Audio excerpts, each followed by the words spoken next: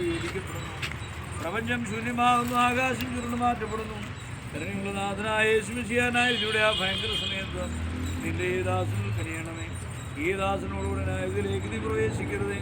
നീ നല്ലവനും ദാനങ്ങളിൽ സമ്പന്ന മനുഷ്യസ്നേഹമുള്ളവനുമാകുന്നതല്ലോ. നിനക്ക് നിന്റെ പിതാവിന്റെ പരിശുദ്ധ റൂഹായിക്കും സ്തുതിയും സ്തോത്രവും സമർപ്പിക്കും. ഓശോ ദൈവത്തിന്റെ പരിഹാരവും പാവങ്ങൾക്ക് മോചനവും രണ്ട് ലോകങ്ങളിലും എന്ന് വന്നേക്കും നാം പ്രാപിക്കുമാറട്ടെ. നൽകുന്നു കടകളുള്ളിൽ നിന്നേ